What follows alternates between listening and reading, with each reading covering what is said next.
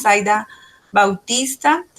Vamos a dar continuidad a unos puntos específicos respecto a graduación y calificación de créditos.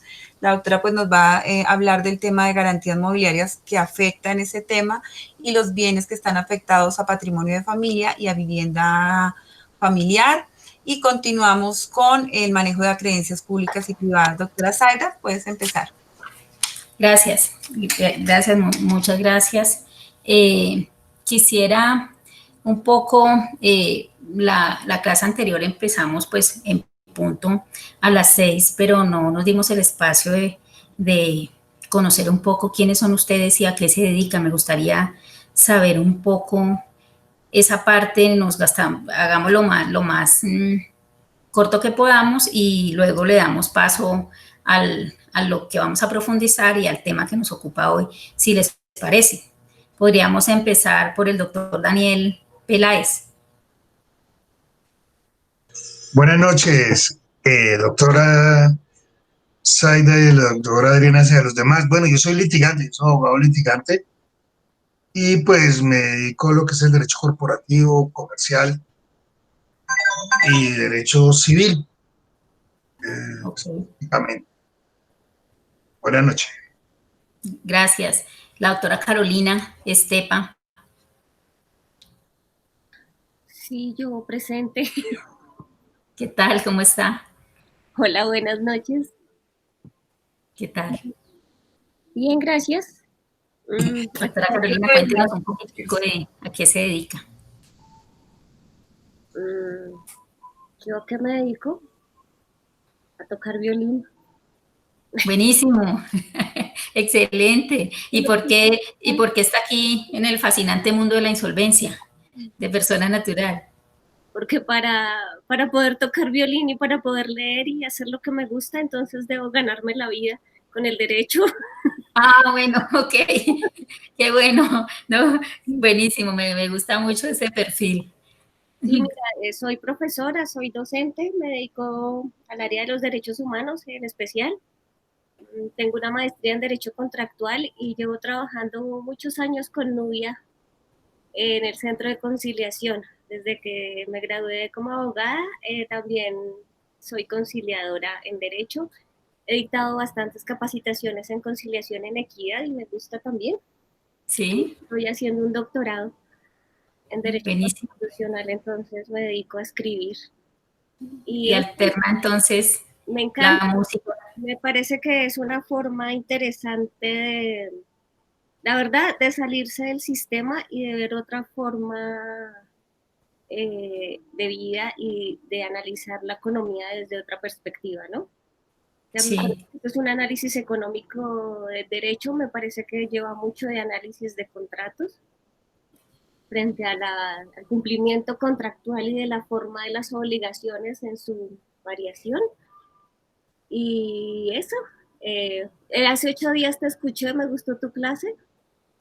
Bueno, qué bueno. La dinámica me pareció interesante. Y bueno, gracias a ti y a los compañeros y compañeres que nos acompañan y que hacen que esto sea una construcción conjunta, ¿no? Total, sí, así es. Estamos llenos de información, pero no podemos perder el conocimiento. Y creo que esta es una estructura interesante para poder unirnos. Entonces, gracias. Okay. Bueno, muchas gracias. Muchísimas gracias por su intervención.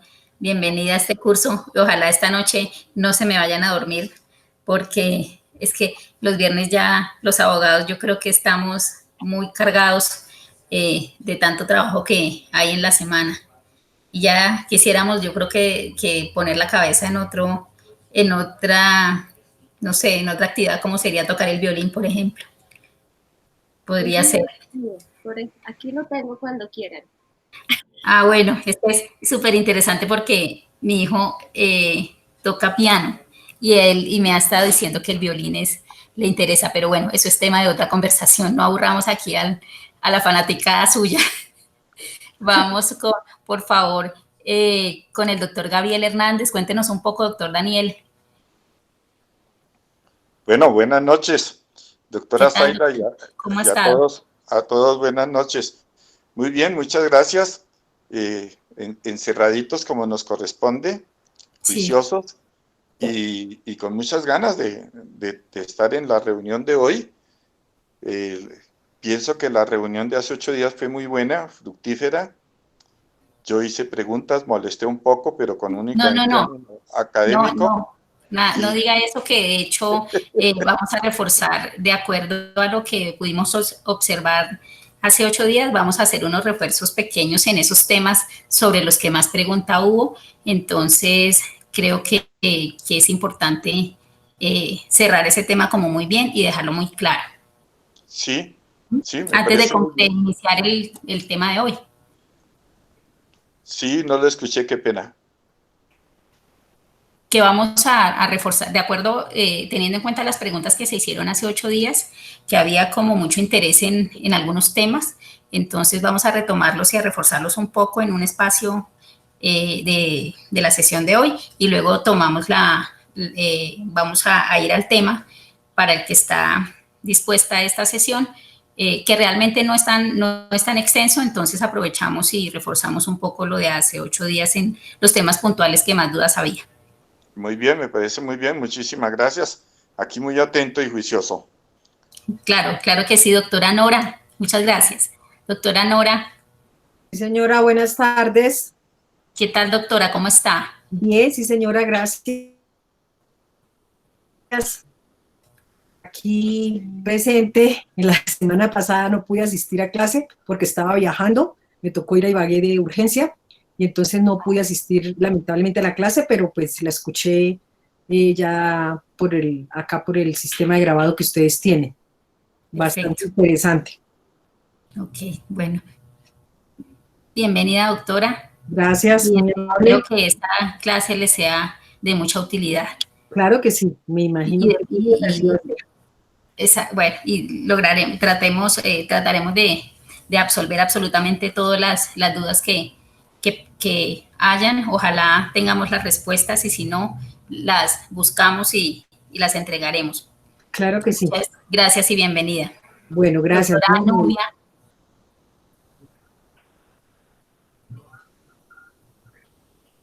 ¿La doctora Nubia nos oye?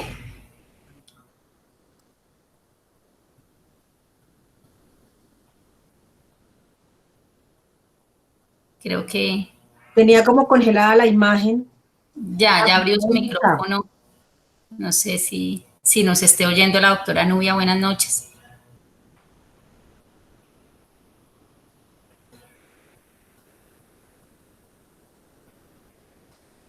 Tiene el micrófono cerrado.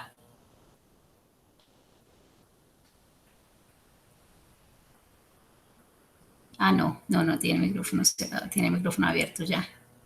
Pero no la estamos oyendo. Entonces, sí, claro. Ahora sí.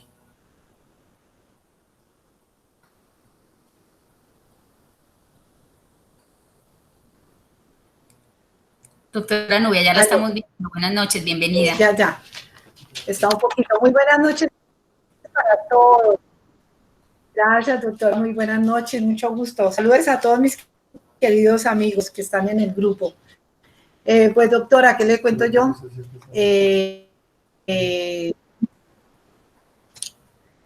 No. Espérate, que no te están escuchando. Sí, ahí sí me escuchan. Hay un poco como de... un poco intermitente el sonido. Sí. No, está complejo el sonido, doctora. ¿Sí? Yo creo que sí está complejo. Buenas noches para todos, grupo de amigos que están acá y compañeros del Centro de Conciliación del Colegio de Abogados.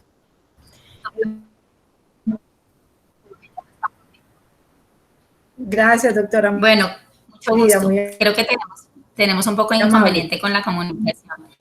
Bueno, que cuento, pues, como todos, soy abogada, soy conciliadora en Derecho, soy directora. Cerró el micrófono.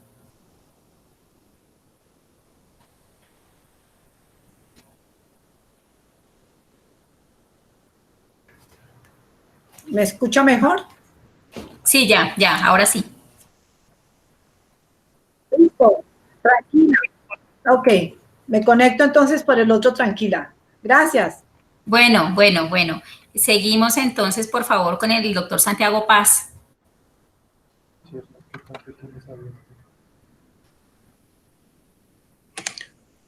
Hola, buenas noches. Yo me acabo de conectar, mi nombre es Antonio, lo que pasa es que me estoy conectando desde otra cuenta. Ok. Suele pasar. Creo que se están presentando, me Sí. presento, no sé, acabo de entrar. Sí, doctor Antonio, así es. Bueno, sí, mi nombre es Antonio Paz, soy profesor de la Universidad Externado en matemáticas y soy abogado del Externado y trabajo en una defensoría del consumidor financiero. Ok, listo, bien. Gracias. Gracias. Muy buenos los perfiles que tenemos. Doctora Sol. Muy buenas noches. Sí, Sol Buenas Verón, noches. trabajo con el sector cooperativo y litigo también. Ok. Muchísimas gracias. Doctor Wilmer Rodríguez.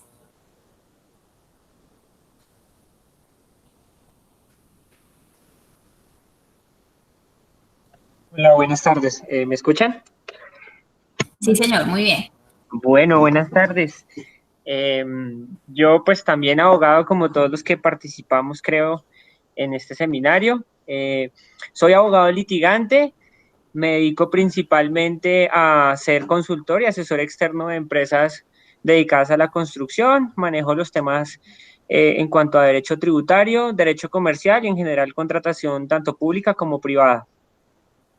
Excelente, buenísimo. Creo que usted intervino hace 8 días con alguna pregunta. ¿No? Okay. De pronto en el chat, sí, tal vez. Ok. Pero sí. Ok. Vale, bienvenido, muchas gracias por su presentación. Doctora Milena Castañeda. Buenas noches para todos, ¿cómo están? Yo soy abogada litigante, especialista en Derecho Comercial. Soy conciliadora en Derecho en la Asociación de Consumidores de Medellín y estoy empezando a incursionar como intérprete en lengua de señas. Interesante. Tenemos unos perfiles muy interesantes en esta reunión. Buenísimo. Excelente. Muchísimas gracias. Acaba de llegar la doctora Marta Isabel. Sí, buenas tardes. ¿Cómo está, doctora? Bienvenida. Muchísimas gracias. Buenas tardes para todos. Bueno, yo creo que ya hay quórum para que empecemos ahorita, sí, digamos, con lo que nos convoca. Para los que no alcanzaron a oír, no alcanzaron a escuchar la introducción de la clase, es nuestro interés reforzar un poco o aclarar, no, más que aclarar, es reforzar un poco algunas dudas que advertimos que habían quedado hace 8 días, que había como mucho interés en algunos temas puntuales. Entonces quisimos traer, antes de empezar con el tema que está programado para hoy, hacer un énfasis en algunas de esos temas que fueron como objeto de mucha pregunta hace 8 días. Nos parece interesante traerlo nuevamente y que quede completamente claro. El tema de hoy, que trata sobre acreencias públicas y privadas, yo creo que él no es tan extenso. Además, ese tema complementa lo que tratamos hace 8 días. Podríamos hoy dedicar un espacio a reforzar los temas que quedaron como con mucha duda o que fueron objeto de mucha pregunta en la sesión pasada. Entonces, voy a poner la presentación. Por favor, me indican si la ven. A ver, vamos a ver si soy capaz de presentarla.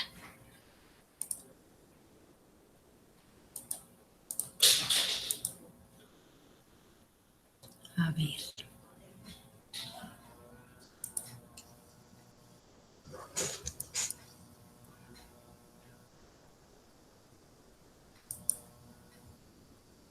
No. ¿Dónde dice presentar ahora, doctora? Sí, sí, aquí le estoy dando, pero no me presentar ahora y me muestra mi propia. Ya. Ya, creo que vamos a compartirla. Sí, ya está empezando a compartir. Se ve una. No, ¿Se ve una presentación? No, te estamos viendo aquí. ¿No se ve? No se ve la diapositiva. Sí, doctora. ¿Sí? Ok, y ya. Ah, bueno, Ya perfecto. se ve. Bueno, Ya se ve. muchísimas gracias. Entonces vamos a retomar algunos temas que consideramos importantes y para eso seguramente vamos a repetir algunas de las cosas que ya hemos dicho, pero es preámbulo a lo que tenemos que reforzar. Para tener muy en cuenta a efectos de la calificación, ya sea de creencias privadas o de creencias públicas, que en este régimen se dividen las obligaciones en el tiempo, las de antes y las de después de la apertura. No se permiten acciones de cobro. Generalmente las entidades públicas tienen unos privilegios que no tienen los privados a efectos de cobrar las obligaciones a su favor. En este caso, por el principio de universalidad de los concursos, todos los créditos deben venir al concurso o en este caso al acuerdo, y todos los bienes deben venir también al acuerdo. No pueden quedarse bienes por fuera ni pueden quedarse acreedores por fuera del concurso o por fuera de los acuerdos que se pretenden hacer con la universalidad de acreedores. Aquí es una especie de ejecución colectiva universal y aquí entonces se rompe o se da paso a la regla de la par conditio creditorum y deja de lado la de primero en el tiempo, primero en el derecho. Aquí todos tienen que venir al proceso, inclusive aquellos que van adelantados en algún proceso ejecutivo, por ejemplo, tienen que venir al acuerdo en la parte de arreglo con los acreedores o deben acudir al concurso en la parte de liquidación. Es de negociación.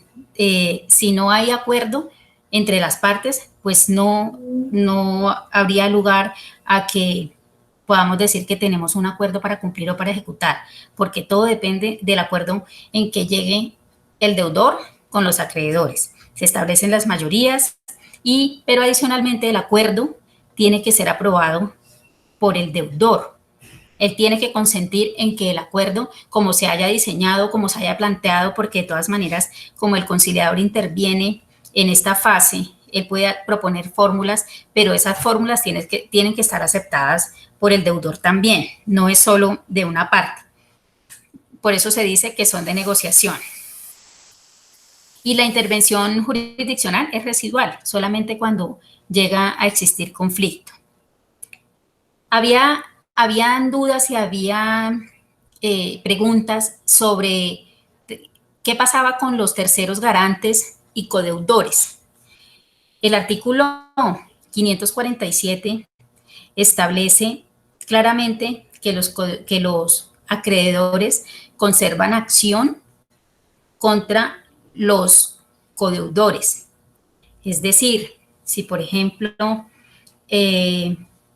para algún tipo de crédito, digamos con una entidad financiera, alguien sirve de codeudor para garantizar el pago de esa obligación y de la obligación de la persona natural no comerciante, y esa persona se encuentra en un proceso o en un procedimiento de negociación de deudas, el acreedor beneficiario de ese crédito tiene derecho a perseguir al codeudor, no por el hecho de que esté celebrando, de que esté inmerso en la celebración del acuerdo del deudor, llamémoslo principal, que no, digamos, el término no está bien empleado, pero como porque es que se tiende a decir, pero es que el crédito no fue para mí, pero es que el crédito era para otra persona. Primero deben perseguirlo a él. Yo no soy el deudor principal. Cuando hay solidaridad, todos los deudores tienen las mismas características, no hay uno principal sobre otro. en el caso de la solidaridad. Entonces, cuando tenemos obligaciones en donde son varios los obligados solidarios y uno de ellos está en una negociación de deudas como persona natural, no comerciante, o llega o derivado de ello llega a un proceso de liquidación, los acreedores de esa obligación conservan su facultad de perseguir a los demás deudores. Se ha pretendido o se ha querido entender que si vamos a un concurso o a una negociación de deudas, las acciones contra los codeudores que no están inmersos en esta negociación se suspenden. No se suspenden, continúan. Eso hay que tenerlo muy claro. Por eso, cuando existen procesos ya iniciados, procesos ejecutivos iniciados, en donde además del deudor, de nuestro deudor que está en nuestro procedimiento, existen otros obligados, el proceso allá contra el deudor que está negociando sus deudas se suspende, pero solamente en lo que tiene que ver con él. No se suspende frente a los demás, a menos que los terceros, que los acreedores así lo digan. El silencio que lleguen a guardar esos acreedores en el proceso ejecutivo no quiere decir que estén renunciando a la solidaridad. En estos casos, la renuncia a la solidaridad tiene que ser expresa. El acreedor tiene que decir, voy a perseguir solamente al deudor que está en el procedimiento de negociación de deudas y toma la decisión voluntaria de no continuar con ese ejecutivo. Pero esa renuncia tiene que ser expresa. Si no se llegare si llegara a guardar silencio, se entiende que no renuncia. Los derechos frente a los acreedores, frente a los terceros obligados, permanecen incólumes. Así lo establece el artículo 547 del Código General del Proceso. Sí, producto de la ejecución que se está llevando, tanto para el deudor que está negociando deudas o está en proceso de liquidación.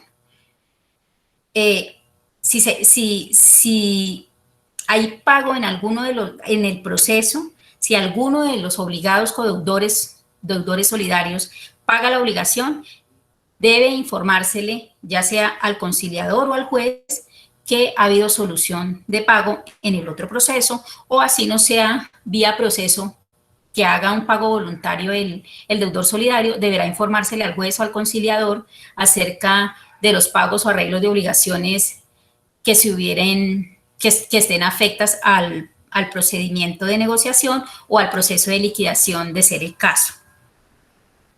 Hasta ahí tienen de este tema en específico de codeudores. ¿Y tienen alguna duda?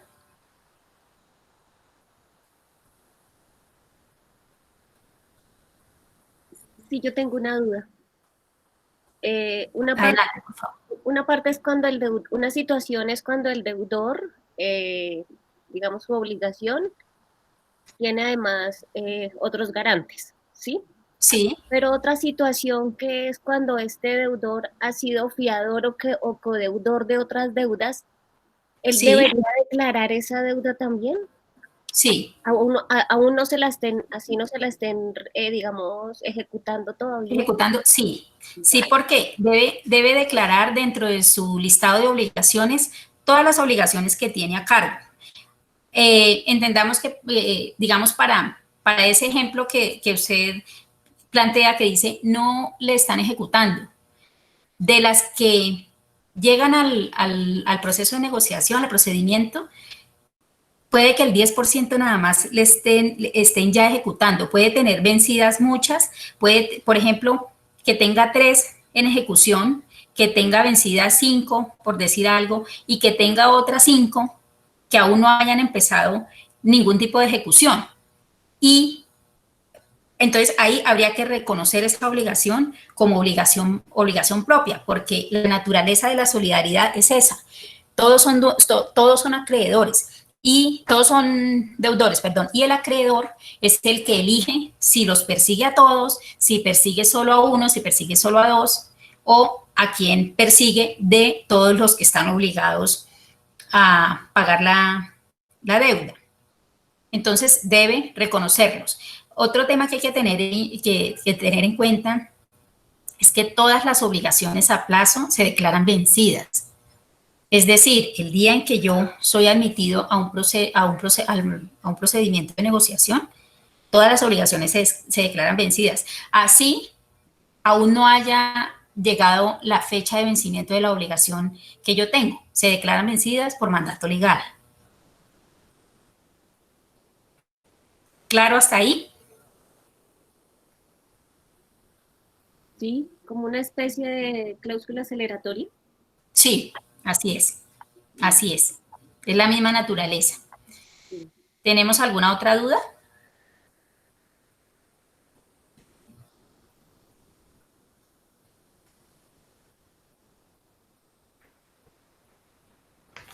¿No hay más dudas? ¿Continuamos? Doctora Zaida, una pregunta. Sí, señora. Adelante, por favor. Doctora Zaida, tengo una duda. ¿Me escucha? Sí. Adelante. Adelante, por favor. Le escuchamos bien. Siga, por favor, que le oímos bien. Doctora Zaida, disculpa. Doctora, perdón, tengo una duda. ¿Me escucha? Sí, adelante. Por favor. Gracias. Sí, le escucho. Gracias, doctora. Bien. Bueno, en un evento en que son el que se ha ido al proceso de insolvencia es propietario del 50% de un inmueble, ¿sí? Y contra él, lógicamente, ella...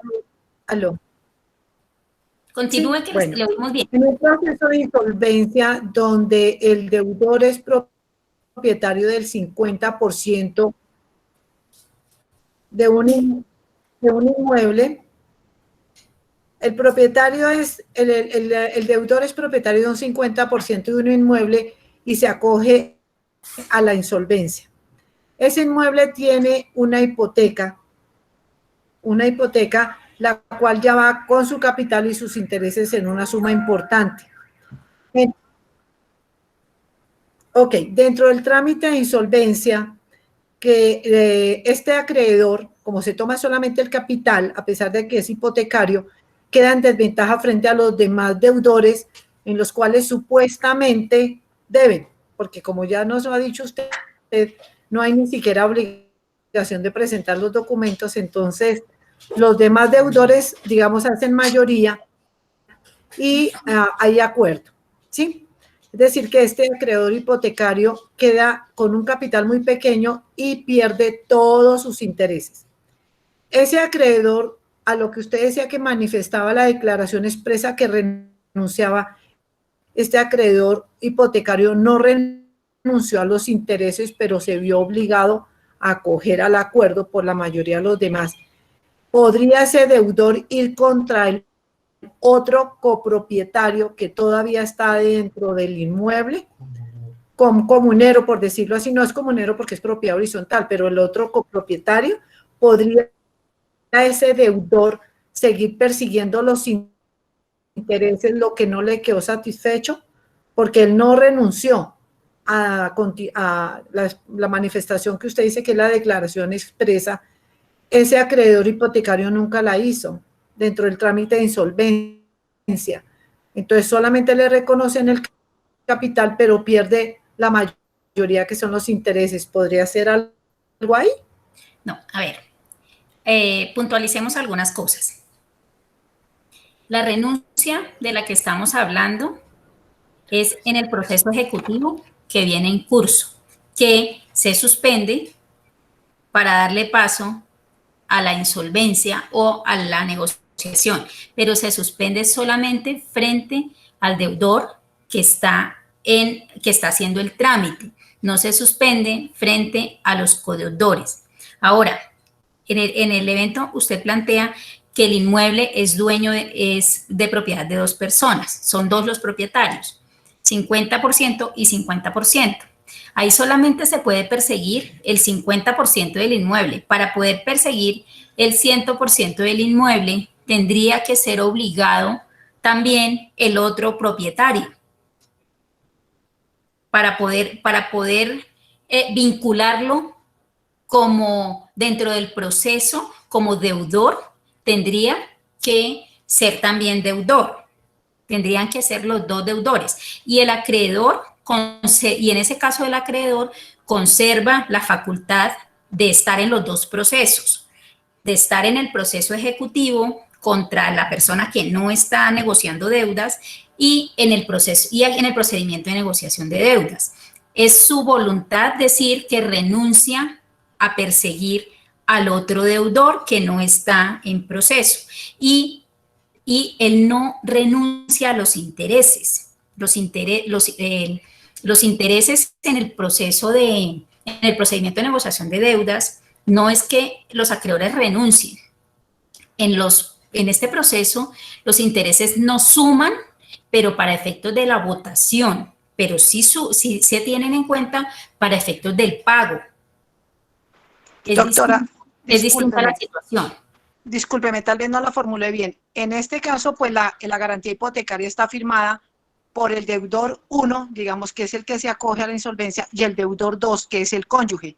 Entonces la señora, dentro del trámite de insolvencia, ella ofrece pagar el capital, pero la suma más importante son los intereses y quedaron por fuera. Entonces está el otro codeudor, pero el esposo es solidario, claro, porque digamos, ambos firmaron la garantía frente al banco. Es un banco el que les prestó a los dos, pero la señora es la única que se acoge a la insolvencia. Pero el acreedor no renunció a los intereses, doctora, o sea, no manifestó de desprenderse del otro acreedor, del otro deudor, perdóneme. No, el proceso continúa, el acreedor conserva, sus derechos siguen inamovibles frente a los dos y él tiene derecho a presentar o a objetar, inclusive si el deudor que se acogió no presenta, no reconoce o por lo menos no dice cuánto son los intereses, el banco tiene derecho a decir, yo tengo unos intereses que me deben tener en cuenta aquí en este procedimiento. Sin embargo, continúa con el ejecutivo afuera y en el ejecutivo también está cobrando todo. Lo que pasa es que si por algún motivo, por ejemplo, el esposo llegara a pagar la obligación en el ejecutivo, pues en ese ejecutivo, desde ese ejecutivo debe partir una comunicación hacia el procedimiento o el proceso, ya sea de negociación o de liquidación, del procedimiento de negociación o el proceso de liquidación, en donde se informe que ese crédito ya fue pagado por el deudor solidario. Gracias, doctora, muy formal. Gracias. Ok. ¿Tenemos alguna duda en ese punto? ¿Alguna otra duda?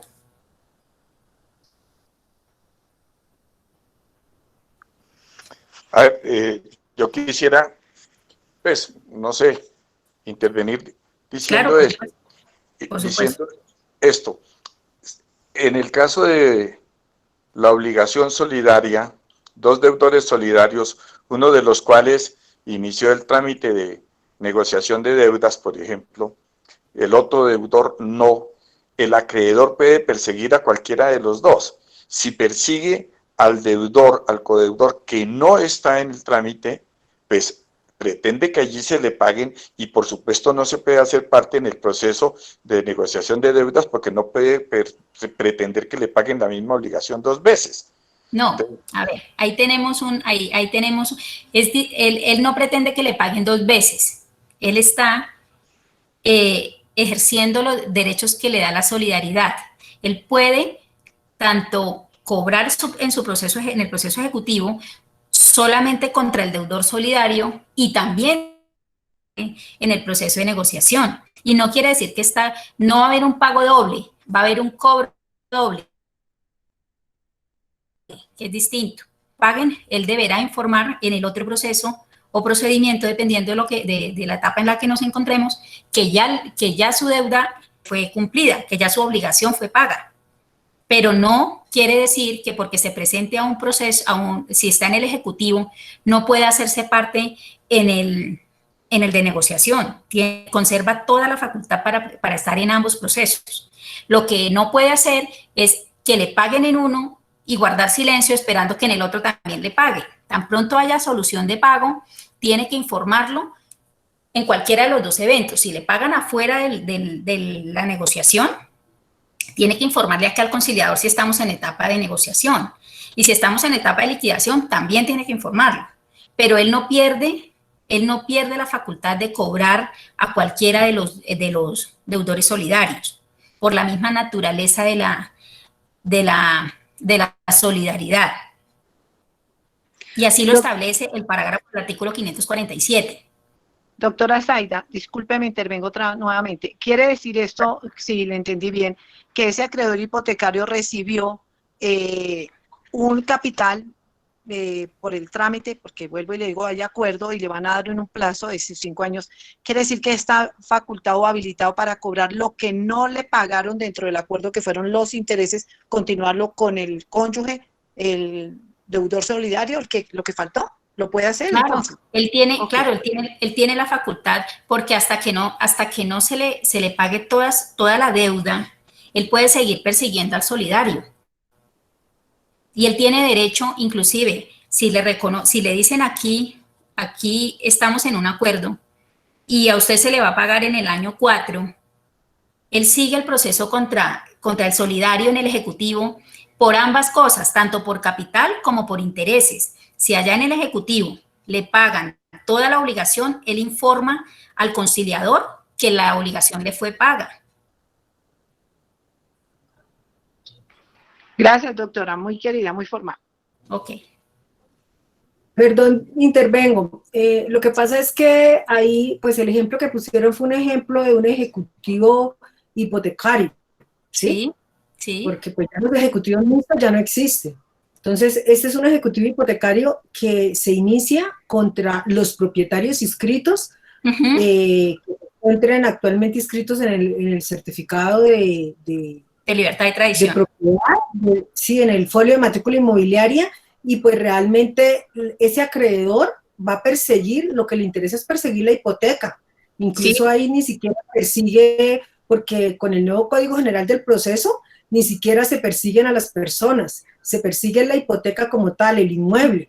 Y yo como acreedor hipotecario, incluso no tengo ni siquiera que iniciar un proceso ejecutivo como tal, sino si mi acreencia me da para ejecutar como tal la hipoteca, simplemente lo que le pido al juez es ejecutar y rematar para que me paguen mi bien, o incluso para que en un proceso de adjudicación, porque yo tengo, hoy en día con el Código General de Proceso, como acreedor hipotecario tengo dos opciones: pedir directamente la adjudicación ya del bien porque mi acreencia, digamos, se acerca muy, muy bien al avalúo, o puedo iniciar el proceso ejecutivo para perseguir el bien y que lo rematen y me paguen a mí, y pues el saldo se lo entreguen a los acreedores.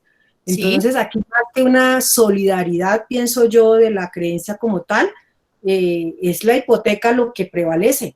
Y ese acreedor que va a ir es por ese tipo de procesos y no presentarse a la insolvencia. No, pero es que tengamos en cuenta que el ejemplo son dueños cada uno de un 50%.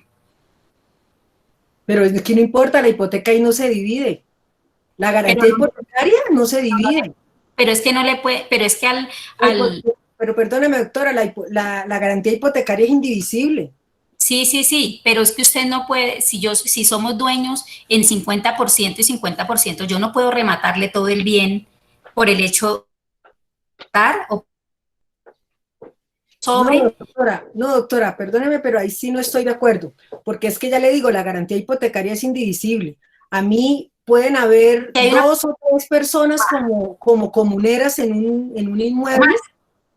Pueden haber 2 o 3 personas comuneras en un inmueble, pero cuando me constituyen la garantía es una sola. Y cuando yo ejecuto la garantía, por eso le digo, yo ejecuto y persigo es el bien. No persigo a las personas. Pero bien en la parte del deudor. Yo no puedo ir contra los derechos de los demás. No. No, doctora, Yo voy por la parte... La hipoteca es indivisible. La garantía hipotecaria es indivisible. Yo no puedo, yo como acreedor hipotecario no voy a decir, voy a ejecutar el 50% solamente de uno de los acreedores. No, la hipoteca es indivisible.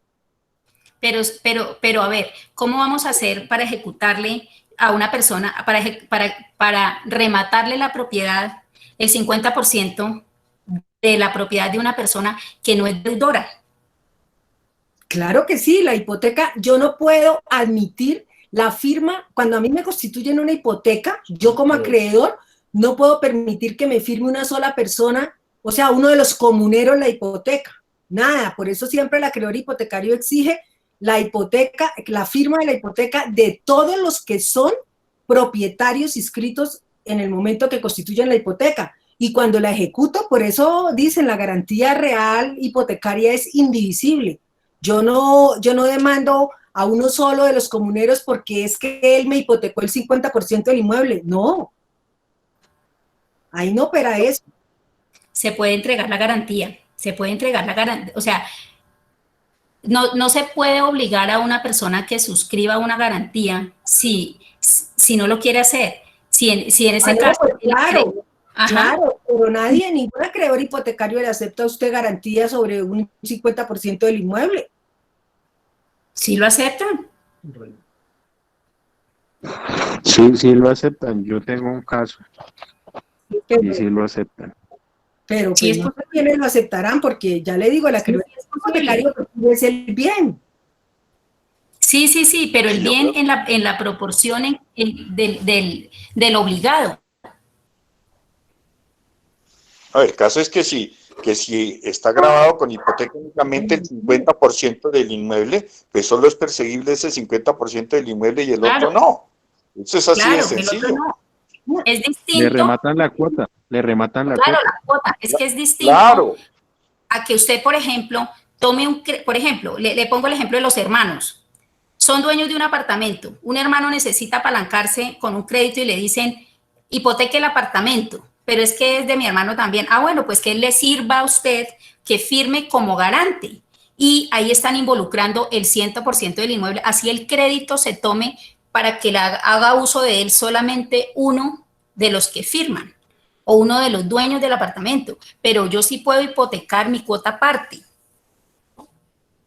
La parte que tengo, que es de mi titularidad, se puede hipotecar o se puede entregar en garantía. Sí, pero el acreedor hipotecario exige la hipoteca sobre el 100% del inmueble, por eso siempre hace firmar a todos los comuneros. No, se puede hipotecar la cuota. Está hablando de cuota. Bueno. Y se persigue la cuota.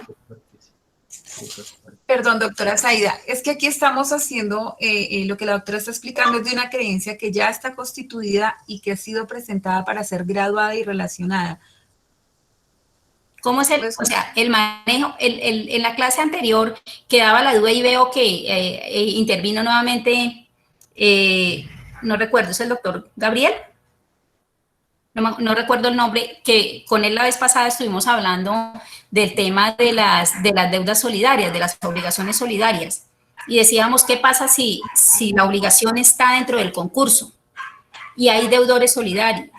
Pues la solidaridad continúa, los derechos del acreedor continúan tal cual como si no existiera acuerdo frente a los obligados solidarios que no están en el acuerdo.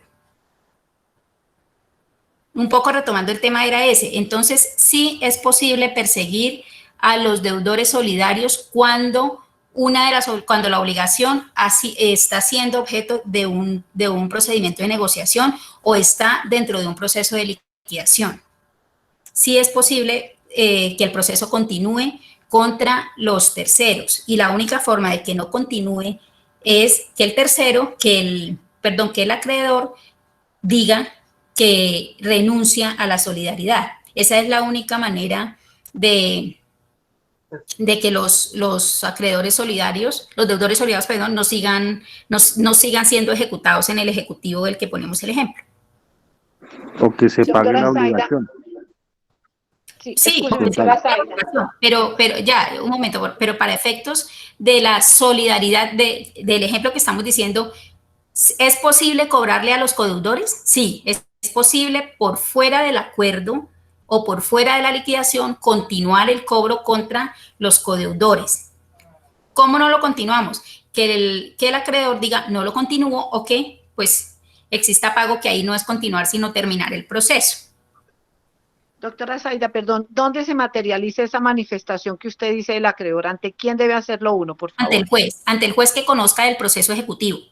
Porque ese juez es el que tiene que suspender el proceso frente a todos si hay una manifestación expresa de renuncia a la solidaridad, o suspenderlo solamente contra el deudor que está negociando sus obligaciones aquí en nuestro acuerdo. Ahí en el Ejecutivo se hace la manifestación expresa por parte del acreedor que ha iniciado el Ejecutivo. Si no hay manifestación expresa, se entiende que no ha renunciado, y lo que hace el juez es que suspende solamente contra el que está negociando sus deudas aquí en el acuerdo. Gracias, doctora. Muy amable. Con gusto. Bueno. Perdón, una pregunta. Pero el caso, por ejemplo, si hay un acuerdo frente al pago del capital y en el Ejecutivo van con intereses, le podrían cobrar al otro deudor solidario los intereses. Le pueden cobrar todo hasta que ya sea que se pague en el acuerdo o que se pague en el Ejecutivo. Donde pero primero puede recuperar su dinero aquí en el acuerdo, o puede recuperar su dinero en el Ejecutivo. Si lo recupera en el Ejecutivo, deberá informar al acuerdo que su obligación ya le fue pagada. Y lo mismo, si se le paga aquí en el acuerdo, también deberá decirse que su obligación le fue pagada. Ahora, si dentro del acuerdo se establece que no se le van a pagar los intereses, por ejemplo, él podrá perseguir lo que le haga falta de reconocimiento a los terceros obligados, a los solidarios. Ok, gracias. Bueno, listo, vamos a... bueno, esto ya... Es importante cuando se presenta la solicitud que se tenga claro cuáles son los valores de los capitales, cuáles son los valores de los intereses, lo que hablábamos del tema de las monedas, en qué moneda está pactada la obligación, y el valor de los bienes en prenda o en hipoteca, decíamos, para efectos de saber cómo hago la calificación de acuerdo al valor de la prenda o de la hipoteca.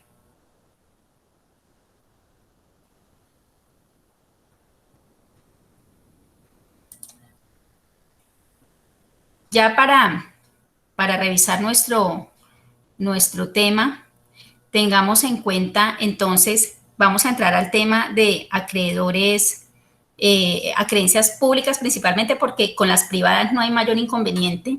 Aquí y con las públicas tampoco hay inconveniente. Es un tema más de saber cómo es el manejo de estas acreencias. Entonces, las acreencias públicas se someten a las reglas de los procedimientos y los procesos de recuperación y de liquidación de la persona natural no comerciante.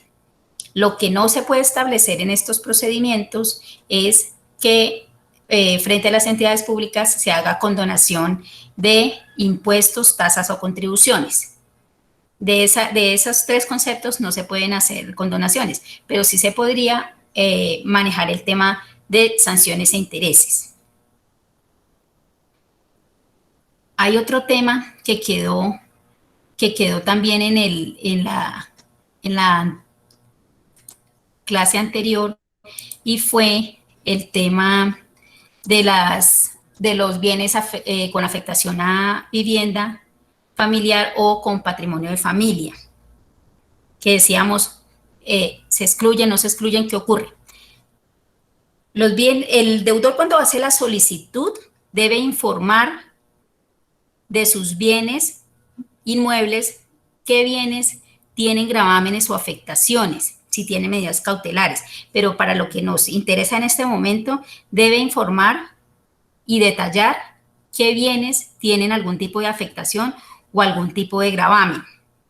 Estos bienes, en principio, no hacen parte de la masa que se va a tener en cuenta como prenda general de los acreedores. Necesita unos requisitos adicionales para poderlo tener en cuenta y para ofrecerlos dentro de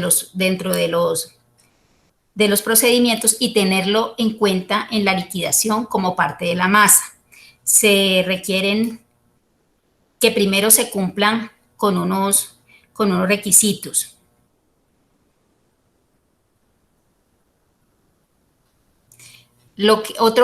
Un tema que decíamos, ¿qué pasa con los bienes del cónyuge?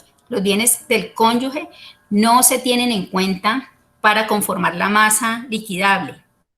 Los bienes propios del cónyuge no se tienen en cuenta ni el compañero permanente. Tampoco se tienen en cuenta, en principio, los bienes que tengan patrimonio, los bienes que tengan afectación o aquellos que por mandato legal se consideren como bienes inembargables. Ahora, en el Código General del Proceso, pues, se tienen como inembargables expresamente bienes que en el Código de Procedimiento Civil no estaba tan claro si eran o no bienes inembargables. Ahorita sí, el Código General del Proceso establece que la radio, la televisión, el computador, bueno, los elementos de trabajo son bienes inembargables. Entonces, este tipo de bienes calificados como inembargables no forman parte de la masa.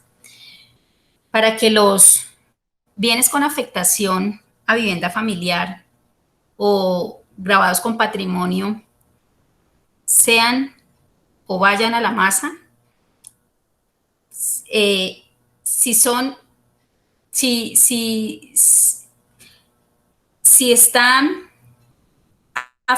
los queremos afectar al concurso, tiene que haber consentimiento del cónyuge o compañero permanente. Tiene que haber consentimiento de los hijos del deudor a través de curador, de acuerdo con el artículo 23 de la ley 70, cuando son hijos menores, o cuando los comuneros beneficiarios del patrimonio de familia han alcanzado su mayoría de edad. Ahí ya esa afectación ya deja de existir. Y en cualquier caso que la ley permita el levantamiento o la cancelación de estas afectaciones, de estos gravámenes, es posible llevar los bienes afectarlos a la liquidación del patrimonio del deudor. Cuando existen sobre ellos patrimonios o cuando existen afectaciones, pero de por medio hay una entidad financiera que prestó los recursos, ya sea para la compra, para la construcción, para la mejora, a la entidad financiera se le respetan los privilegios que la ley les ha otorgado. Entonces, ellos tienen derecho a perseguir ese activo, porque la ley le ha otorgado unos privilegios especiales a las entidades financieras que han prestado esos recursos, ya sea para compra, para mejora, para que tenga que ver con la adquisición del activo, conservan unas garantías que la misma ley les ha dado, pero en esos casos de no llegarse a cumplir estos requisitos para levantamiento o para cancelación, no es posible que los bienes queden afectos al concurso. La preferencia o la garantía solamente la conservará la entidad financiera. En este caso, si no requieren de ningún procedimiento de levantamiento, porque ellos por mandato legal tienen el privilegio. Revisemos. Doctora Zaida, pero escúcheme, ¿puedo hacerle una pregunta? Sí, claro, por supuesto. Respecto a la afectación a vivienda familiar, sabemos que es un gravamen, lógico, pero dentro de la ley 258, en su artículo 4 nos dice por cuál, pero escúcheme, en el séptimo nos dice cómo, digamos, cómo se extingue. Dice, sí, pues lógico, lo primero es voluntad de las partes, como compañeros, sí, o como esposo, pero para efectos también desaparece en el momento en que fallezca el cónyuge, sí, o el compañero permanente. Sí, entonces, sí, digamos que como acreedor, porque pensemos que en el operador le están presentando unos bienes, entonces dice, vea, yo tengo este apartamento, pero está afectado a vivienda y usted acaba de decirlo, no se puede incorporar, no se podría dar como garantía. Sí. Pero muy acucioso ese calificador, este operador, se da cuenta que, es decir, el esposo o la compañera del deudor o de la deudora falleció. Quiere decir que se dio esa causal. Y sí, posiblemente uno de los acreedores le dice a uno, pero es que ese murió y la afectación ya se extinguió. De pleno derecho, nos dice la ley sí, 258. Así pero es. ¿Cómo operaría ahí? ¿Se podría usted como operador aceptarlo? ¿O porque es un inmueble que entraría para poder pagar las deudas? No, ¿cómo funcionaría? No, el inmueble entra a la masa. El inmueble en ese caso, como tiene una liberación automática, prácticamente, es una liberación prácticamente automática del gravamen. Y si el acreedor, si los acreedores interesados, por ejemplo, advierten que eso tuvo ocurrencia la muerte del cónyuge, pues dentro de las objeciones que puede presentar es, venga, este bien sí debe hacer parte de la masa porque resulta que ocurrió una causal de levantamiento de la afectación. Y si el deudor, digamos, insiste en que no, pues eso es una objeción que se lleva al juez civil municipal. ¿Y este juez, doctora, puede ordenar el levantamiento entonces? Claro, porque es que a él es al que la competencia en estos casos está dada ya no al juez de familia, sino al juez que conocería de todas las controversias que se originen tanto en la integración de los bienes como en la integración de las acreencias. Y el juez puede determinar que sí hace parte del patrimonio. Igual en la liquidación. Si en la liquidación algún acreedor advierte que hay una causal de levantamiento de la afectación, se lo hace conocer al juez y el juez es el que ordena. En este caso es el juez del civil, el civil municipal, el que tiene la competencia para hacer ese levantamiento. No es el juez de familia. Como en otras, digamos, como en la normalidad de las cosas, para levantar un patrimonio de familia cuando los hijos son menores, bueno, todas las que conocemos, lo conoce el juez de familia. Si va a juez, ¿no? Porque también se puede levantar por otra vía, pero si llegare a acudirse a juez, tendría que ser en condiciones normales el juez de familia. Aquí es el juez que va a conocer de las controversias de la negociación. Él es el que tiene la facultad en estos casos específicos. Gracias, doctora. Muy formal. Ok, bueno.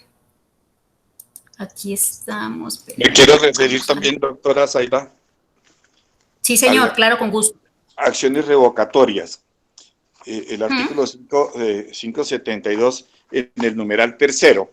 Entonces, sí, dice que objeto de una acción revocatoria, los actos entre cónyuges o compañeros sí, permanentes y las separaciones de bienes celebradas de común acuerdo dentro de los 24 meses anteriores a la aceptación. Mi pregunta es, si dentro de esos 24 meses, por ejemplo, no sé, 15 meses antes de iniciar el proceso, de presentarse al proceso, deciden los cónyuges afectar el bien a vivienda familiar. Sí. Esa afectación hecha dentro de esos 24 meses sería objeto de una acción revocatoria. ¿Podría ser objeto de acción revocatoria? Podría ser objeto de acción revocatoria. Todos los actos de disposición y lo que son gravámenes, actos de disposición que se den 24 meses antes, hasta 24 meses antes de la la admisión son revocables, son actos susceptibles de inicio de acciones revocatorias. Muchas gracias. Ok.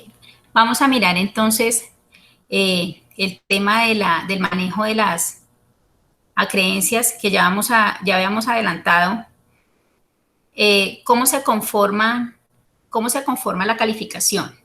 Retomemos un poco de cómo se conforma.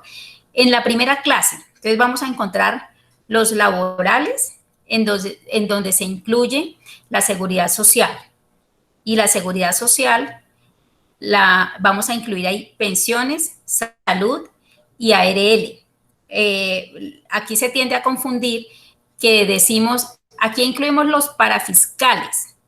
No, son las obligaciones para con la seguridad social. Parafiscales vendrían a ser, si acaso la persona natural está obligada a pagar, puede ser una persona natural que ejerce, por ejemplo, una profesión liberal y tiene a su cargo algunas personas, pero no necesariamente tiene que ser comerciante, porque para ejercer profesiones liberales no necesitamos ser comerciantes, pero sí podemos ser empleadores. Entonces, podríamos tener obligaciones laborales a cargo en donde incluimos la seguridad social en la misma línea de los laborales. Aquí ninguna está por encima de la otra, están en la misma línea. Pero no está las cajas de compensación, ni está el SENA, ni está el ICBF en la misma línea. Porque se tiende a confundir que para fiscales entonces incluimos también este tipo de obligaciones para con SENA y ICBF, cajas de compensación. Eso no hace parte de la seguridad social a favor de los trabajadores. Luego de reconocer los laborales, reconoceríamos los fiscales. Ahí es donde están, pues estaría la DIAN, la Secretaría de Hacienda, ya sea por impuestos de vehículo, prediales, ICA, que por ejemplo a los profesionales liberales les toca pagar ICA, inclusive por IVA a cargo de personas naturales que estén obligados a facturar aún no siendo comerciantes, y también estaría la DIAN por renta, podría estar por renta, podría estar por IVA, y los impuestos municipales, en tema de impuestos municipales, los distritales, estaría el impuesto predial, el ICA también puede existir ICA, impuestos de vehículo en Bogotá, y en estos fiscales, que recordemos que por vía jurisprudencia se ha dicho que aquí, a favor del fisco, solamente se reconocen por concepto de impuestos, tasas y contribuciones. En este orden de la primera clase no se tienen en cuenta las sanciones ni los intereses a favor de las entidades fiscales. Para efectos de la calificación no se tendrían en cuenta en la primera clase. Y seguirían los parafiscales, cajas de compensación, SENA, aquí me falta el SENA y el ICBF. Y en ese mismo orden en que se gradúan, así mismo se pagan. Así como se califican y se gradúan, así mismo se pagan. En la segunda clase vendrían a estar los acreedores garantizados con, ahora le llaman garantías mobiliarias a todo lo que tenga que ver con prenda. Pero para efectos de este tipo de procesos no le aplica las garantías mobiliarias a las personas naturales, porque como lo dijimos en la sesión anterior, esta ley le aplica solamente a las jurídicas, y así lo establece la ley 1676 cuando habla de liquidaciones judiciales. En este caso estamos hablando de otro tipo de procesos en donde nuestra liquidación, en caso de que se dé, no es una liquidación judicial, es una liquidación de persona natural no comerciante. La liquidación judicial es aquella prevista en la ley 1116. De hecho, ni siquiera para las personas naturales no comerciantes de la ley 1116 les aplica la ley de garantías mobiliarias. Intendencia, eso, la ley de garantías mobiliarias no se la aplican a las personas naturales no comerciantes. Entonces, ese punto ha sido de controversia y, por supuesto, la entidad financiera se va a presentar a solicitar seguramente que le reconozcan su privilegio de llevarse el activo de una negociación de este tipo de acreencias de persona natural no comerciante, o irá al juez civil municipal a ver cómo el juez le reconoce derecho a llevarse, a sacar el activo del concurso, a que el bien sea excluido de la masa en beneficio. Pues ya hay suficiente jurisprudencia que dice que no es posible, porque esta ley no le aplica a este tipo de personas, ni siquiera a las que son objeto o les aplica la ley 1116. Bueno, en la cuarta clase, pues están los hijos de familia por los bienes de su propiedad que administra el padre, y las personas que están bajo tutela y curatela contra los respectivos tutores o curadores. Y en la quinta clase están los demás acreedores.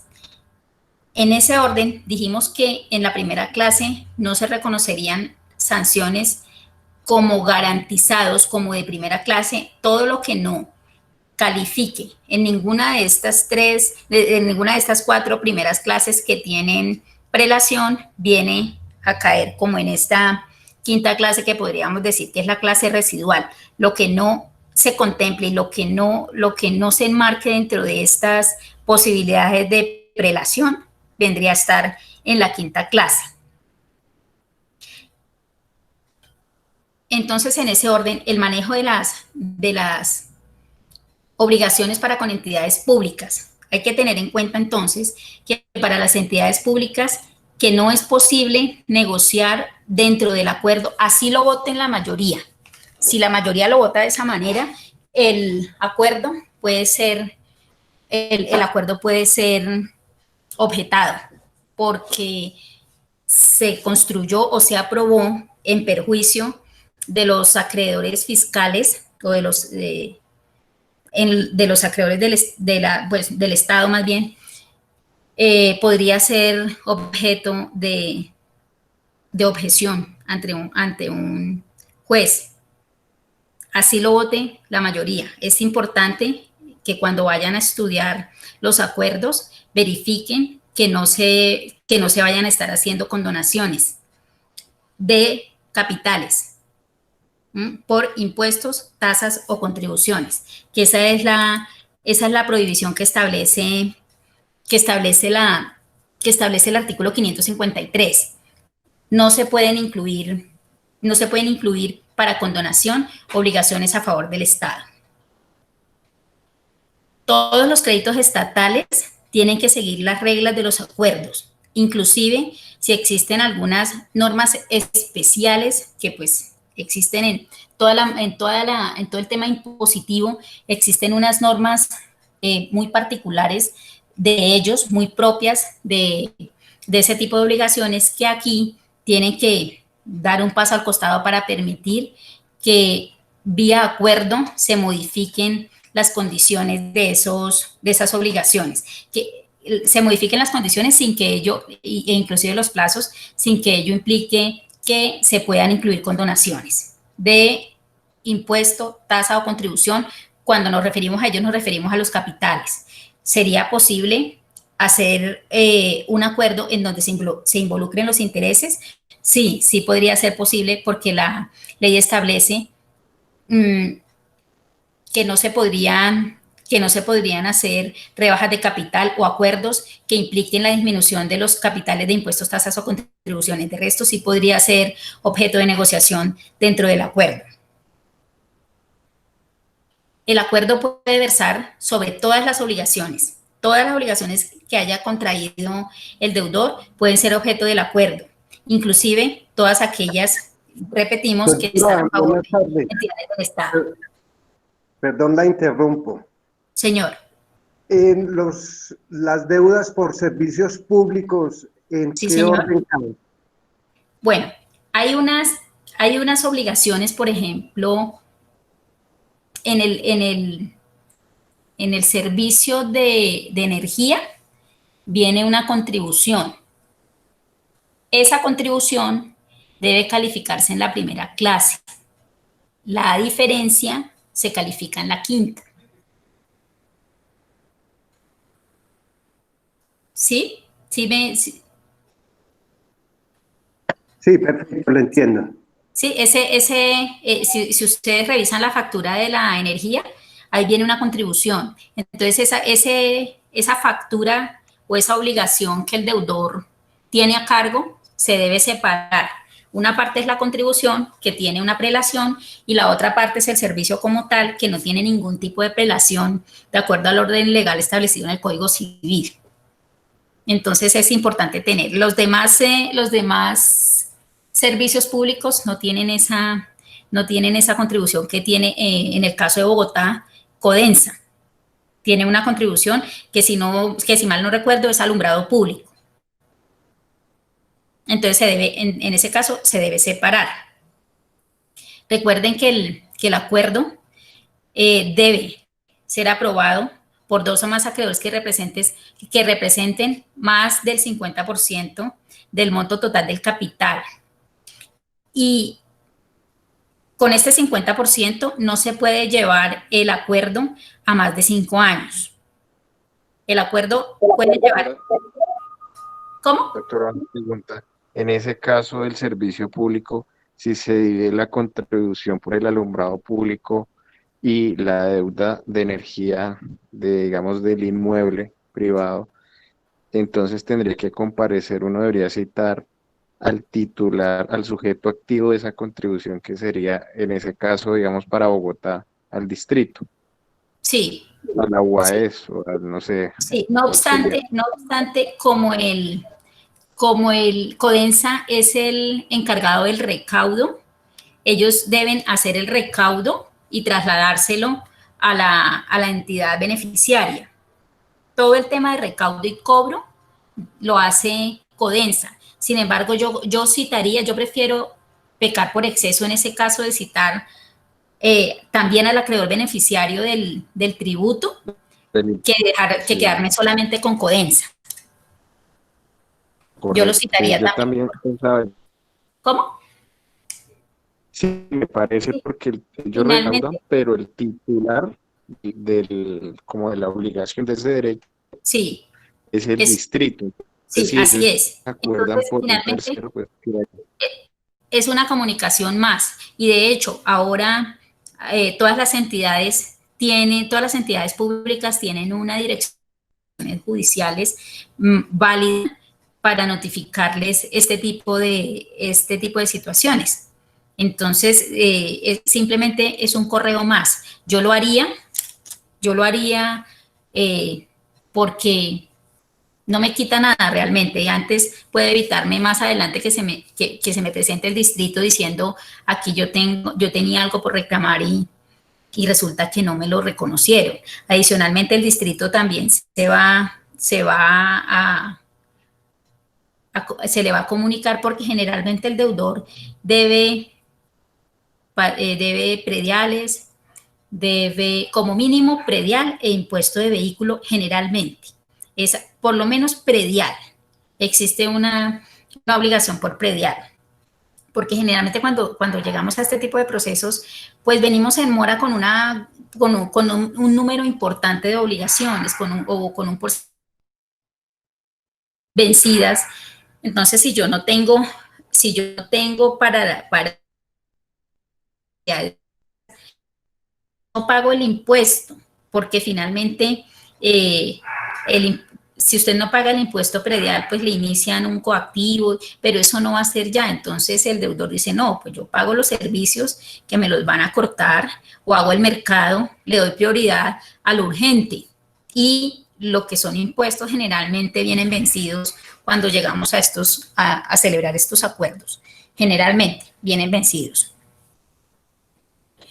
Tener en cuenta que para tomar la mayoría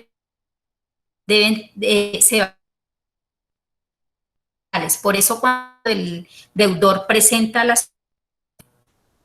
debe especificar cuál es la obligación por capital y cuál es la obligación por sanciones.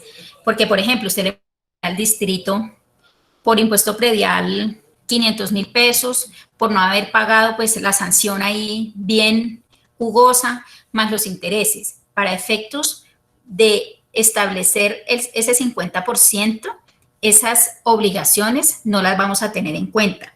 No las vamos, pero solamente para efectos de los votos, no para efectos de los pagos. Es distinto. Yo las reconozco y seguramente dentro del acuerdo va a quedar que las voy a pagar en el año 4, bueno, depende. Pero para efectos de voto no las voy a tener en cuenta. El hecho que no las tenga en cuenta para efectos de voto no quiere decir que no las voy a tener en cuenta para efectos del pago, que son dos situaciones muy distintas. Como ya veamos, insistimos en que acá los créditos a favor del Estado tienen que respetar las normas establecidas para la insolvencia de persona natural no comerciante. Las entidades como la DIAN, como la Secretaría de Hacienda tienen unos privilegios importantes, pero no tanto para el concurso. Acá siguen guardando su privilegio en la calificación, pero no para efectos de las ejecuciones. Ellos no pueden iniciar ejecuciones fuera del concurso, ellos también deben venir al concurso, en consecuencia también deben ser informados, también se les debe comunicar, no sé, porque por el mismo principio de universalidad, todos los bienes, todos los acreedores. Importante, y en eso estoy reiterando, en el acuerdo, tratándose de créditos fiscales, no pueden contener reglas que impliquen condiciones, rebajas por impuestos, tasas o condiciones. Distinto es el capital. Y podría tener ese tipo de digamos, como de cláusulas que otorguen condonaciones, rebajas o descuentos siempre que la ley tributaria lo permita. Si dentro de la ley tributaria está contemplado algún tipo de descuento o algún tipo de rebaja por alguna situación especial, en el acuerdo podría llegarse a contemplar, pero cumplirse bajo los parámetros de la ley fiscal.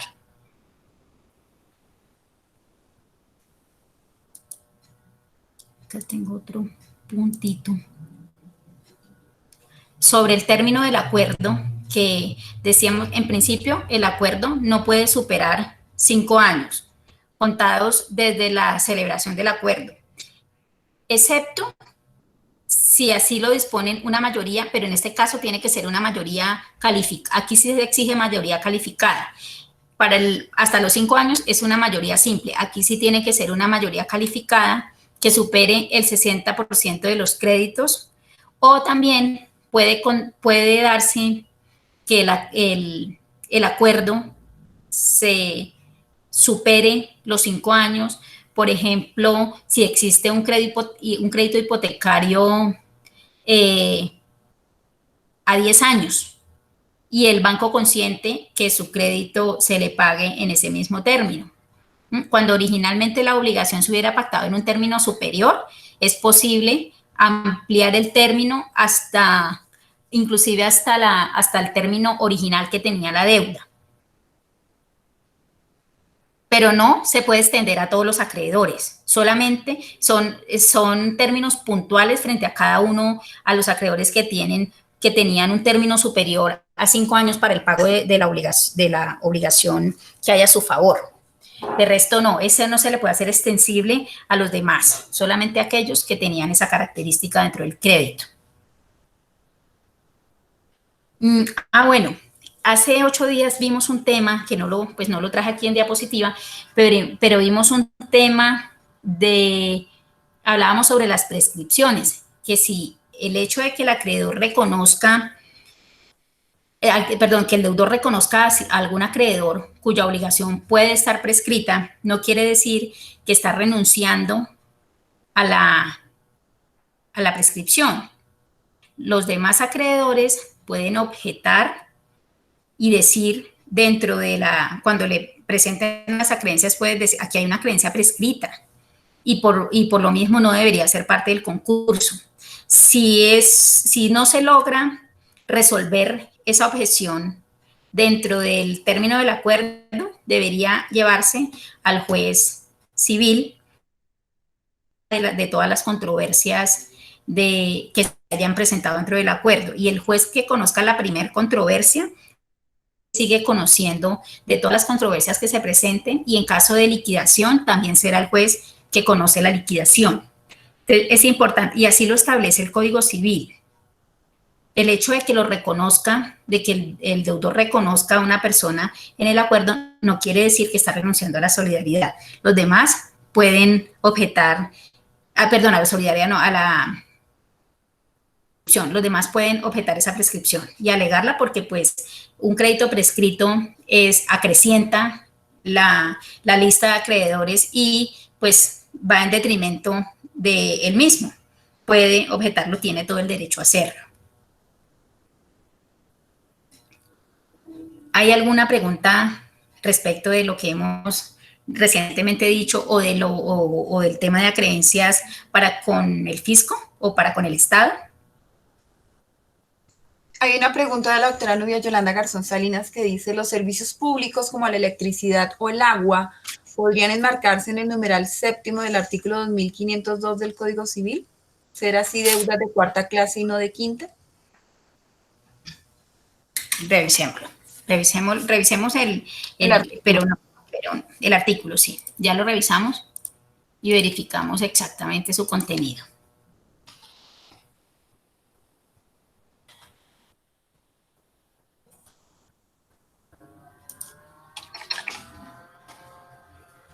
Bueno.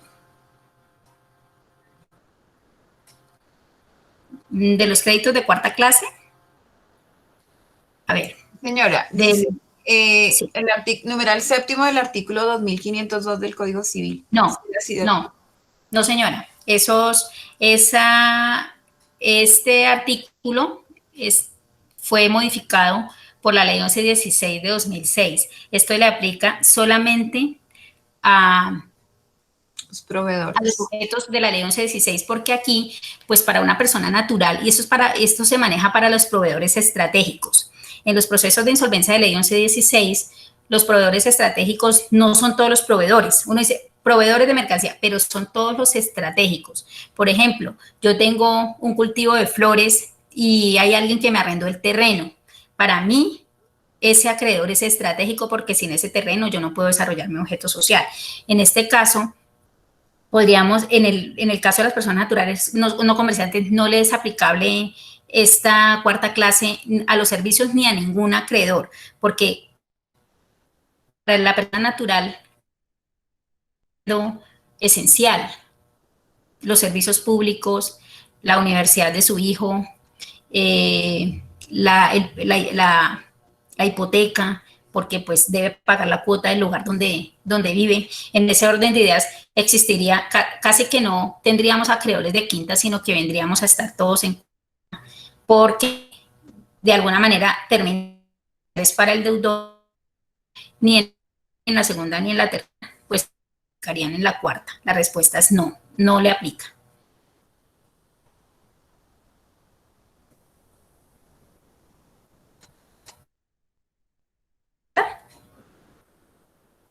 No hay más preguntas, doctora. Sí, Susana Gómez. El acreedor no puede recibir el pago por parte del deudor en la negociación y por parte del codeudor en el proceso que continuó. Entiendo que la doctora se refiere es cuando se relaciona el total del capital en la negociación de deudas y se hace un acuerdo sobre el total del capital. Entonces, la pregunta iría encaminada en que el acreedor no podría perseguir el capital con el codeudor en el proceso que continuó. ¿Me podría repetir la pregunta? Le entendí la explicación, pero ¿me podría repetir la pregunta? Que si el acreedor no puede recibir pago por parte del deudor en la negociación y por parte del codeudor en el proceso.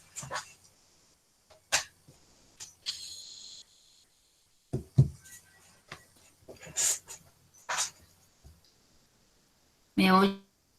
No sé quién. La doctora Susana, es que hay una sentencia de tutela de este año donde el juez de tutela, el el deudor relacionó todo el capital en el proceso, en la negociación de deudas y se suscribió acuerdo por la totalidad del capital. El acreedor continuó el proceso contra el codeudor y también perseguía el capital, si mal no recuerdo. El pago de la misma obligación. El pago de la misma obligación, señora. Entonces el juez argumenta que no puede haber un enriquecimiento sin causa ahí y que por lo tanto sin causa. Sí, exacto, y que no puede continuar con el proceso. Entiendo, no sé, doctora Susana, si quieres abrir el micrófono porque te estoy interpretando la pregunta. Sí, doctora, iba encaminada la sentencia que leímos en los documentos. Sin embargo, creo que pues la pregunta ya fue resuelta ahorita cuando estaban hablando del tema de los codeudores. Perfecto.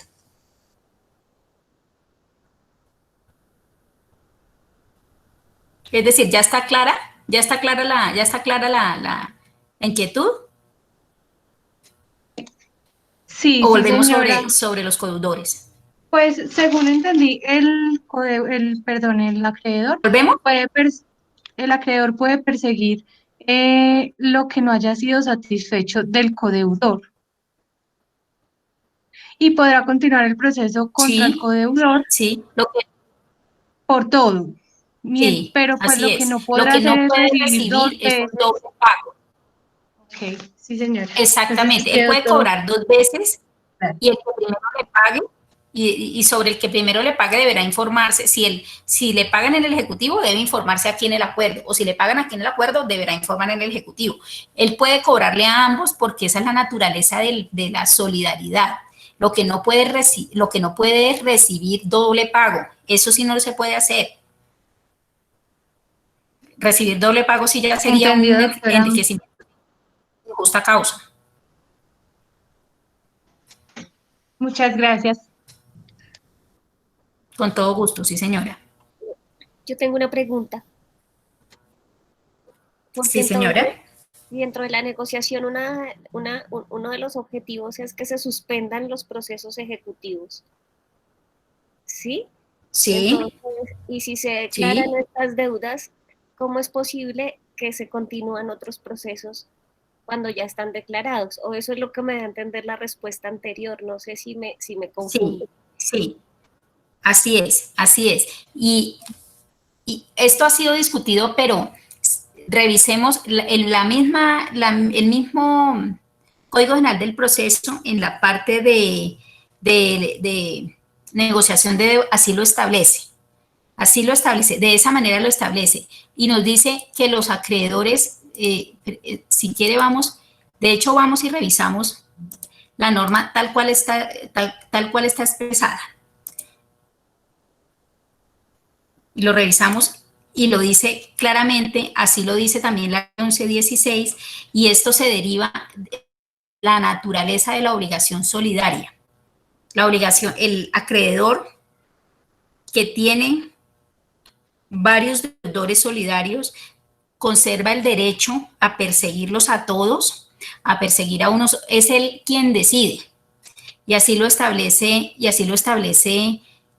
las normas de insolvencia, todas establecen esta situación. Revisemos espérenme, ya lo revisamos, lo leemos detenidamente. A ver, el artículo 547 nos habla de los terceros garantes y codeudores. Dice, cuando una obligación del deudor esté respaldada por terceros que hayan constituido garantías reales sobre sus bienes o que se hayan obligado en calidad de codeudores, fiadores, avalistas, aseguradores, emisores de cartas de crédito o en general a través de cualquier figura que tenga como finalidad asegurar su pago, se seguirán las siguientes reglas. Primero, los procesos ejecutivos que se hubieran iniciado para los terceros garantes o codeudores continuarán, salvo manifestación expresa en contrario del acreedor andante. Segundo, en caso de que al momento de la aceptación no se hubieran, los acreedores conservan incólumes sus derechos frente a ellos. El informar al juez o al conciliador acerca de los pagos o arreglos que de la obligación se hubieran producido en cualquiera de los procedimientos. Quiere ello decir que si bien es cierto se suspenden los ejecutivos, se suspenden contra el deudor que está negociando sus deudas. No se suspende contra los garantes, contra los codeudores. El Código Civil trae una norma muy similar a esta e igualmente la Ley 1116 también lo establece de esa manera. Entonces, si tenemos inclusive un deudor bajo régimen de 1116 que sea persona natural no comerciante, también le pueden perseguir, también los acreedores le pueden seguir persiguiendo a los deudores solidarios. Y por el hecho de que él esté en insolvencia, se suspenden los ejecutivos contra él. Contra él no se pueden seguir porque fuera del concurso contra el deudor que está negociando sus deudas o que está en liquidación, no se pueden hacer persecuciones. Ni siquiera la DIAN lo puede hacer, ni siquiera lo puede hacer el distrito por impuestos, ni siquiera los procesos, los laborales. Pero el por fuera de negociación o por fuera del proceso de liquidación. Ni siquiera ellos tienen esa posibilidad de iniciar, de llevar ejecuciones fuera de las negociaciones.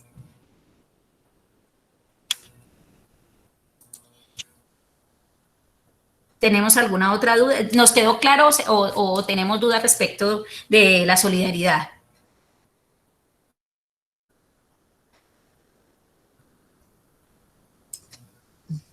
No, creo que es una duda respecto a cómo sería el tratamiento de la prescripción en deudas tributarias. Doctora, yo sí tengo una inquietud. En el evento de que estamos, sí, señor, estamos hablando de el crédito hipotecario que está en el proceso ejecutivo y uno de los deudores se inicia el proceso de insolvencia. Si se llega a un acuerdo por el total de la obligación de ese crédito hipotecario y el acreedor acepta el arreglo, se debe terminar el proceso con el codeudor, porque está aceptando y está renunciando a unos intereses. Claro, entonces, es que si hay acuerdo firmado por el acreedor, es distinto, porque el acreedor está consintiendo en que esa obligación se le pague dentro del concurso bajo unos términos. Es distinto cuando dentro del acuerdo, yo digo, el banco, digamos, por decirlo en estos términos, al banco lo someto a la ley de las mayorías. Pero si el banco me firma un acuerdo en donde dice, yo acepto que se me pague en estos y estos términos, eso es muy distinto. Es más, tendría que decirlo inclusive el acuerdo que suscriba la entidad financiera tendría que tener un componente adicional, y es que decir que ese acuerdo se extiende porque no por el hecho de que acepte un acuerdo dentro de una negociación, quiere decir que está renunciando a cobrarle a los demás. Él tendría que renunciar expresamente dentro del mismo acuerdo y decir que con ese acuerdo se entenderá, se hará extensivo a los demás obligados. Doctora, una pregunta. Buenas noches. Sí, señora. Buenas noches. Acaba de decir usted que cuando se ha iniciado un proceso, vamos a hablar de un hipotecario. Sí. Y se sigue el proceso y el codeudor le han embargado un bien, ese codeudor, antes de que finalice la calificación de deudas, puede llegar como acreedor, porque si no quedaría, el solidario quedaría mal, quedaría sin ninguna garantía, porque puede hacerlo. Claro, puede hacerlo. Y si por alguna razón paga, él puede pagar y decir, de todas maneras, yo me presento al concurso, porque al haber pagado ese subrogio, él tiene acción contra los demás. Doctora, pero contra a ver, los demás solidarios. si el ejecutivo, si el hipotecario sigue, o sea, el ejecutivo sigue y me han embargado a mí como codeudor y ya ya está calificada las deudas, ¿cómo queda ese codeudor si ya están calificadas las deudas? O sea, lo que le entiendo a usted es que como él sabe que su proceso sigue, él debe llegar como acreedor antes de la calificación. No necesariamente. ¿Por qué? Porque el deudor tiene que haber reconocido esa obligación dentro de su lista de créditos, dentro de su lista de obligaciones. Y ahí seguramente va a estar un banco o el acreedor hipotecario. Cuando el tercero paga fuera del concurso, él tiene derecho a ocupar el lugar que ocupa el acreedor hipotecario por haber pagado, porque él tiene acción contra los demás deudores por los que él haya pagado.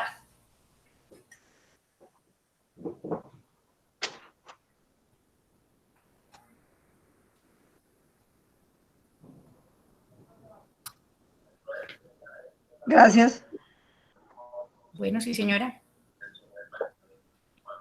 Doctora, buenas noches. Había un tema de prescripción de obligaciones tributarias.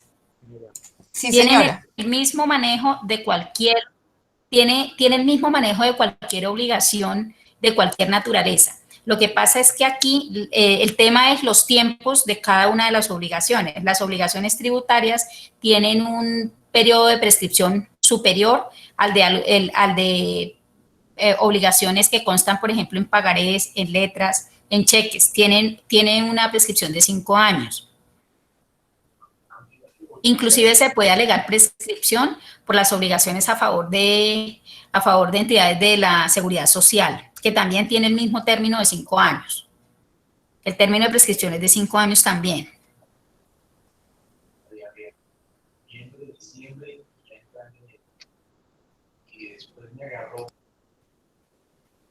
¿Tenemos alguna otra pregunta o ya?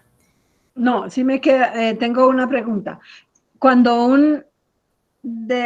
una persona tiene, aunque no sea comerciante, tiene obligaciones de tipo laboral, sí. Por ejemplo, el seguro social, lo que se llama la seguridad social, sí. ¿Cómo ingresa eso sin saber cuánto dinero es? Y sabiendo que, por ejemplo, Colpensiones se demora tanto para hacer el cálculo actuarial, ¿cómo se maneja esa deuda? Estamos hablando de dos temas distintos. El cálculo actuarial es cuando las personas tienen pasivo pensional a cargo. Ajá, y sí. La obligación para con entidades de la seguridad social son distintas. Es lo que yo debo por aportes. Porque le desconté al trabajador que tenía a cargo, le desconté la parte que le corresponde de salud, por ejemplo, le desconté la parte que le corresponde de pensión y no se la trasladé al fondo. Ahí en el registro de obligaciones, el deudor tiene que decir que le debe a Colpensiones tanto, que le debe a Protección, que le debe a la entidad que sea. La tiene que relacionar. Y el conciliador debe comunicarle a Colpensiones o al fondo que sea que debe comparecer y que ahí se le tiene reconocida o se le tiene relacionada una obligación por tal valor. El tema del cálculo actuarial es distinto. Eso es cuando la persona tiene a cargo pasivo pensional. ¿Y cuándo ocurre esto? Cuando nunca aportó por sus trabajadores lo que le correspondía, ya fuera a Colpensiones o ya fuera a la entidad que maneje este tipo de obligaciones, y no lo hizo. Y el cálculo actuarial no lo hace Colpensiones. El cálculo actuarial se maneja, con Colpensiones se normaliza el pasivo pensional. pero no es Colpensiones el que hace el cálculo. El cálculo lo aprueba la Superintendencia de Sociedades. Y además no es susceptible de calificarse, ¿no? Eso no se califica. El pasivo pensional, que es distinto de la obligación por aportes, no se califica. Eso es un gasto que debe pagar por fuera del concurso. Eso no se califica ni se gradúa. Doctora. Sí, señor. Yo fui la persona que realizó la pregunta de la prescripción en deudas tributarias. Sí, señor. El caso sería más o menos el siguiente. Entiendo que pues la prescripción se formularía como una objeción. Sí, señor. Sí, de la deuda. Sí. En este caso, particularmente en cuanto a impuestos, lo que sucede es que el deudor o la persona pues que tiene, digamos, entre comillas, ese beneficio de la prescripción, se lo solicita a la entidad tributaria. Si hablamos de impuestos nacionales, vamos a la DIAN. Si hablamos de impuestos territoriales, vamos a la DIAN. En condiciones normales, así es. Sí. Así es, en condiciones normales. Es en condiciones normales. Si llegamos a este proceso de insolvencia, ¿cómo sería el tratamiento de esa objeción? Y mi pregunta va encaminada a lo siguiente, porque me pareció como un poco extraño, obviamente, y es el siguiente caso. Resulta que si yo pido una prescripción, por poner un ejemplo a la DIAN, la DIAN, en dado caso que a mí me niegue la prescripción por los motivos que pues ellos consideren pertinentes para el caso, en ese caso se inicia una actuación administrativa. Si yo quiero seguir el trámite para solicitar la prescripción, eventualmente va a haber un acto administrativo de carácter particular y el juez natural sería, o mejor, la jurisdicción para este caso sería la jurisdicción contencioso administrativa. Entonces, ¿qué sucedería en este caso de prescripción de una deuda tributaria dentro del proceso de insolvencia? Si pensando aquí que hay una objeción, iríamos al juez civil municipal. Sí. Así es, vamos al juez civil municipal porque es el único que tiene la competencia para resolver las controversias que se generen dentro de un acuerdo, dentro de una negociación de deudas de persona natural no comerciante. Porque las entidades del Estado, en este caso la DIAN, tiene que acogerse a los procedimientos de la persona natural, para la insolvencia de la persona natural no comerciante.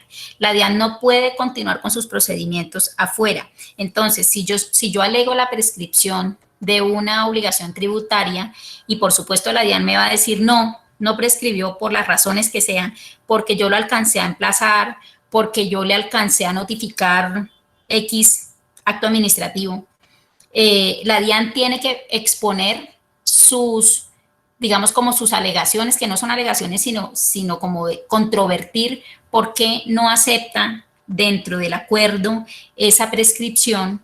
Si no nos ponemos de acuerdo entre DIAN y deudor, el conciliador tiene que mandar esa objeción para que la resuelva el juez civil municipal y será él quien diga prescribió o no prescribió. En ese caso, la competencia se le asigna únicamente al juez civil municipal. No la tiene ninguna otra entidad ni ningún otro juez. Ok, entendido. Ok. Igual que como ocurre con los temas de familia, que tiene su juez natural, pero en este caso, el juez que viene a conocer es el juez civil municipal. Bueno, no sé si tengan más preguntas.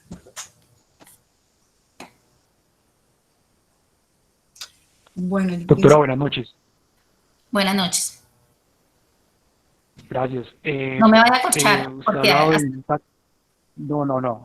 Bueno. Es que hemos hablado de unas acreencias que tienen voto dentro del proceso de negociación de deudas. ¿Hay algún criterio a tener en cuenta para saber cuáles son esas acreencias que tienen voto? Que tienen voto, que sean capitales y que sean créditos ciertos. ¿Qué no tiene voto?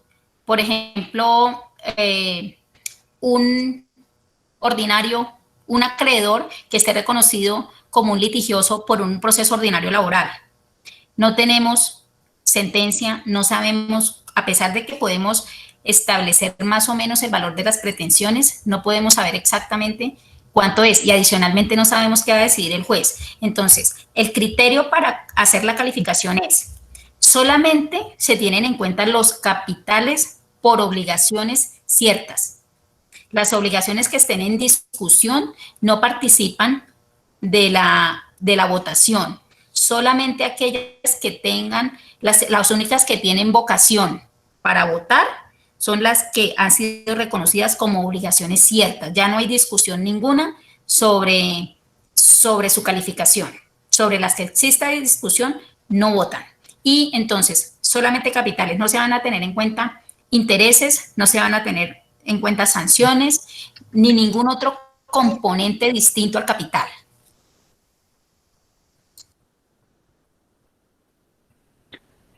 Listo, doctora, muchas gracias.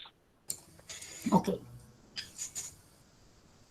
Bueno, entonces, doctora Zaida, no sé si ya te queda tema o ya terminamos. No, ya terminamos, ya abordamos lo que tenemos como que puntualizar de lo anterior, de la sesión anterior, y abordamos lo que estaba preparado para esta sesión, que es el manejo de las deudas con entidades públicas y privadas. Bueno, perfecto. Doctora, una pregunta. Sí, señor. Sí, señor. Frente a los derechos herenciales, si de pronto una persona que entra a este proceso tiene unos derechos herenciales y lo renuncia, pueden los otros acreedores, digamos, pedir como que no, o sea, que no se tenga en cuenta esa renuncia, y si ya está dentro de un proceso judicial, por ejemplo, que sea una sucesión contenciosa, ¿cómo pudiera, entonces uno debiera como el operador de insolvencia citar, digamos, a ese juez, esos qué bienes son los que corresponden, en qué estado está, cómo se manejaría ese tema? Ese tema debería manejarse como una objeción, porque el operador de insolvencia no tiene la facultad para decir que el deudor no tiene la facultad de renunciar a recibir unos bienes dentro de una sucesión. Recordemos que el operador de insolvencia es un facilitador y no tiene poder de decisión frente a lo que pretenda traer el deudor al concurso. Si hay controversia sobre qué bienes deben hacer parte del concurso y sobre, en este caso, las renuncias que llegare a hacer el deudor de derechos que tiene a su favor, deberían ir al juez civil municipal para que dirima la controversia y diga, usted no podía renunciar porque está renunciando en detrimento de sus acreedores. Porque es que inclusive él puede hacer una renuncia simulada para evitar que esos bienes entren, acrecienta la masa de los demás herederos en detrimento de los acreedores. Entonces, en ese orden debería llevarse como una controversia de la negociación al juez civil municipal.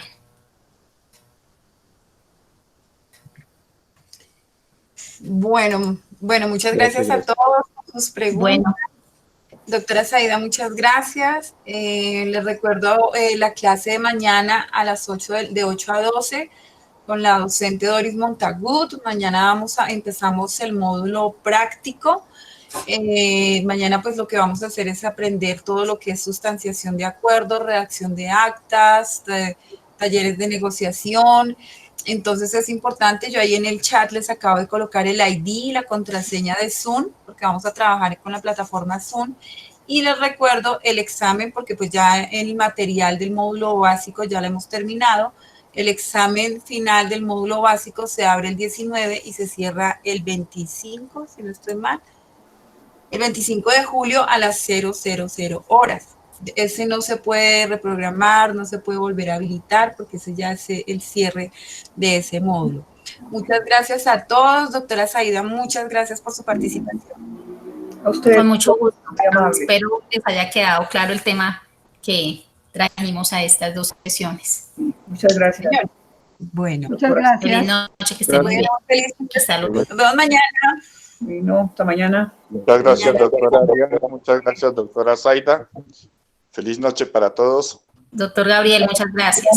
Lo mismo. Nos vemos mañana. Muchas gracias, doctora. Feliz noche. Feliz Muchísimas noche a todos. gracias, que Gracias, estén muy doctora bien. Adrianita. Chao. Gracias, doctora Zaida. Que estés bien. Que estén muy bien, que les vaya muy bien. Feliz noche.